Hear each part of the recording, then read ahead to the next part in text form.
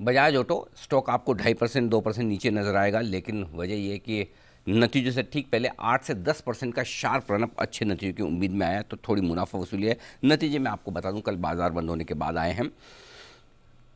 आय 7% घटी है, लेकिन अनुमान से कहीं बेहतर आया है। आय का आंकड़ा 7,975 करोड़ का आय का आंकड़ा रहा है, जबकि हमारा अनुमान था 7,650 करोड़, यानी कि अनुमान से काफ़ी बेहतर। कामकाजी मुनाफा 1,365 करोड़ आया, जबकि अनुमान था 1,150 करोड़ का, तो बड़ा बीट आया है, उम्मीद से काफ़ी बेहतर। मार्जिन की उम्मीद थी सिर्फ 15% की, आय 17% के आसपास, और 1,020 करोड़ का जो मुनाफे का अनुमान था उसके सामने 1,470 करोड़ का दमदार मुनाफा आता दिखा है। हालांकि एक्सेप्शनल गेन रहे 315 करोड़ के, और 140 रुपये का डिविडेंड भी कंपनी ने अनाउंस किया। आइए मुलाकात करते हैं, राकेश शर्मा साहब हमारे साथ कार्यक्रम में हो रहे हैं शामिल, जो एग्जीक्यूटिव डायरेक्टर हैं बजाज ऑटो के। सबसे पहले तो शर्मा साहब, बहुत बहुत बधाई इस दमदार परफॉर्मेंस की। मेरे ख्याल से हाल ही के तिमाहियों में ये वन ऑफ द बेस्ट रही है, अगर अनुमान के लिहाज से देखें तो। नमस्कार अनिल जी, बहुत बहुत शुक्रिया आपका। हाँ, इस बात को भी मद्देनजर रखना पड़ेगा कि ये जो तिमाही थी ये बहुत कठिन और जटिल तिमाही थी, क्योंकि एक तरफ डिमांड बहुत अनसर्टन थी, दूसरी तरफ सप्लाई चेन में काफ़ी प्रॉब्लम्स थे। तो ये दोनों चीज़ों को कंबाइन करके ये पिछले 3 महीने को निकालना मुश्किल था। तो और हम लोग इस बात से खुश हैं कि इस तरह के डिफिकल्ट टाइम में इस तरह का परफॉर्मेंस आया है। ये एक चीज दर्शाता है बजाज ऑटो, और ये आप पूरे साल के लिए भी कह सकते हैं। अगर देखे जाए तो FY22 जिसके पूरे रिजल्ट्स डिक्लेयर हुए हैं, इसमें हमारा हाईएस्ट एवर टर्नओवर और हाईएस्ट एवर एबिटडा था, और ये बहुत मुश्किल साल रहा है। तो ये एक चीज दर्शाता है बजाज ऑटो के बारे में कि ये जो कंपनी का इनहेरेंट स्ट्रक्चर है, बिजनेस स्ट्रक्चर, कि एक्सपोर्ट्स भी है, डोमेस्टिक भी है, 2 व्हीलर भी है, 3 व्हीलर भी है, एंट्री लेवल बाइक्स भी हैं, CNG 3 व्हीलर्स हैं, और स्पोर्ट्स बाइक्स हैं। ये बहुत अच्छा स्प्रेड रहता है, और हम लोग को रिस्क और वोलेटिलिटी को मैनेज करने के लिए इससे हमको काफ़ी सहायता मिलती है। बिल्कुल, तो ये मुश्किल तिमाही थी, लेकिन मुश्किल तिमाही के बावजूद परफॉर्मेंस ठीक रखने में आप कामयाब रहे, उम्मीद से बेहतर जो थी। सबसे बड़ी चीज़ जो सर मार्जिन्स मेंटेन कर पाए आप, 17.5% से 17%, ऑपरेशनल एफिशिएंसी, इसके पीछे कोई खास कारण? देखिए, एक चीज तो मैं ये आपके दर्शकों के लिए साफ करना चाहता हूं कि इसमें जो इम्प्रूवमेंट है उसमें 0.7 परसेंटेज पॉइंट्स ये वन ऑफ है, क्योंकि इसमें कुछ इंसेंटिव्स थे गवर्नमेंट के। ये पूरे साल का Q4 में ही रिकग्नाइज किया गया है, इसलिए थोड़ी सी इससे सहायता मिली है। लेकिन मैं इस 0.7% को अलग भी कर दूं तो फिर भी Q3 के कंपेयर में Q4 में 1.2 परसेंटेज पॉइंट्स की बढ़ोतरी है। और इसके पीछे जो मुख्य कारण है कि पहला तो ये है कि जो एक्सपोर्ट्स बिजनेस है हमारा, उसका कंट्रीब्यूशन 55% से बढ़कर 60% हो गया, और एक्सपोर्ट बिजनेस ज्यादा प्रॉफिटेबल है, इसलिए ये जो BU मिक्स था, बिजनेस का मिक्स था, वो बहुत फेवरेबल हो गया।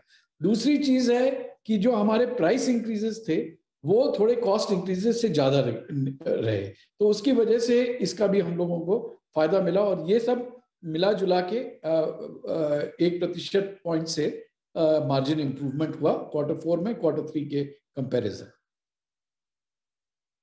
तो ये आपके लिए तिमाही के लिहाज से मार्जिन्स की सिचुएशन। लेकिन एक और बात जो मैं आपसे पूछना चाहता था सर, इलेक्ट्रिक व्हीकल्स को लेकर आजकल सब ऑटो कंपनियां बड़ी एक्शन में है, आपने भी अपने प्लान्स अनाउंस किए।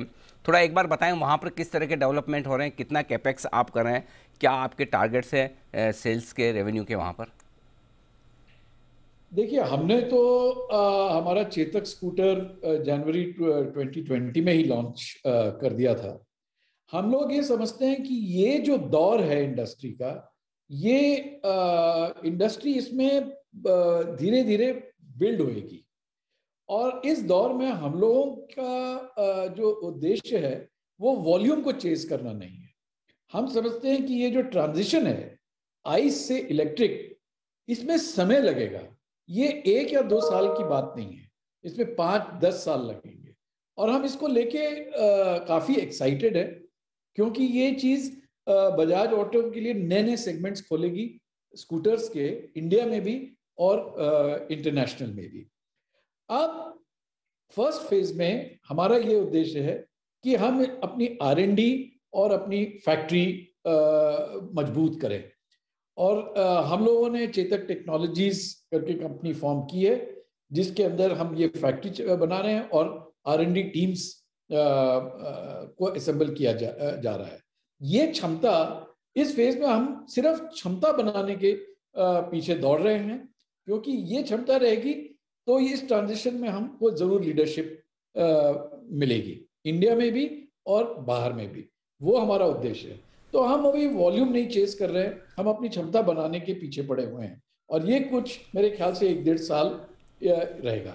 उसके बाद फिर हम देखेंगे कि किस तरह से हम अपने वॉल्यूम्स को बढ़ा सकते हैं, किस तरह से हम अपने पोर्टफोलियो को बढ़ा सकते हैं। ठीक बात है सर। चूंकि नए फाइनेंशियल ईयर की शुरुआत हुई तो एक बार वित्त वर्ष 2023 के लिए आपसे थोड़ा गाइडेंस, आउटलुक जो भी आप दे सकें, जितना दे सकें बताएं सर।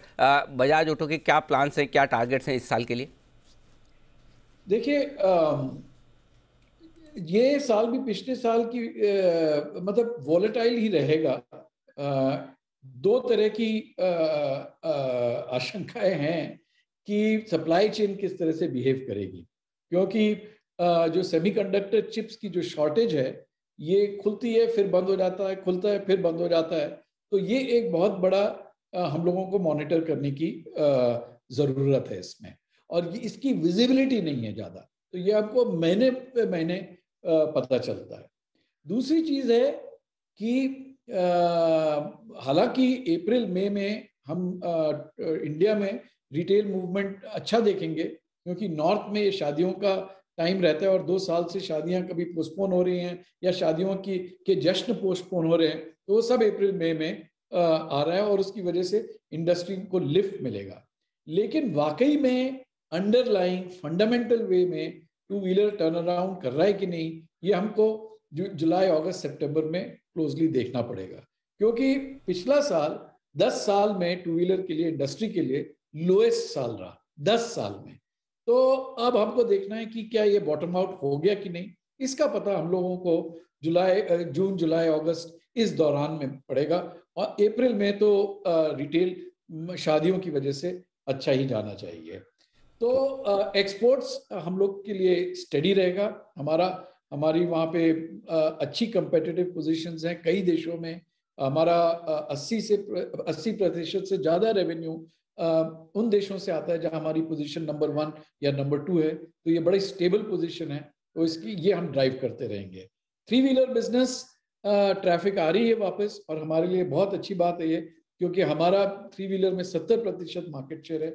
CNG के फुटप्रिंट गवर्नमेंट बढ़ा रही है, नए नए CNG के स्टेशन लग रहे हैं, उसमें हमारा मार्केट शेयर 75-77% है। तो ये एक बड़ी अच्छी चीज है। तो एक्सपोर्ट स्टडी रहेगा, 3 व्हीलर बिजनेस वापस आ रहा है, मोटरसाइकिल बिजनेस इंडिया में बढ़ेगा, लेकिन हमको थोड़ा सा इसको और ऑब्जर्व करना है, सप्लाई चेन को मैनेज करना है, अवेलेबिलिटी चिप्स की और रॉ मटेरियल कॉस्ट, बिकॉज आप तो जानते हैं कि इन्फ्लेशन बढ़ रहा है, तो वो कॉस्ट साइड देखनी है। तो मिला जुला के ये साल भी काफी, मतलब इसमें मैनेजमेंट को काफी काम करना पड़ेगा। बिल्कुल, बड़ा बिजी साल रहने वाला है और बहुत सारे बम्प्स और स्पीड ब्रेकर्स हैं, है ना। लेकिन आई एम श्योर हमारे यहाँ कौन कुशल पल्सर चलाते हैं? हाँ सर। हाँ, हमारे आपके एक बड़े सेटिस्फाइड कस्टमर हैं, हमारे रिसर्च एनालिस्ट कुशल। तो जैसे आपकी गाड़ियाँ हैं ये सारे, वैसे आपकी कंपनी इन सारे बम्प्स और स्पीड ब्रेकर से पार निकलेगी। बहुत बहुत धन्यवाद सर समय देने के लिए और नतीजे पर बातचीत करने के लिए।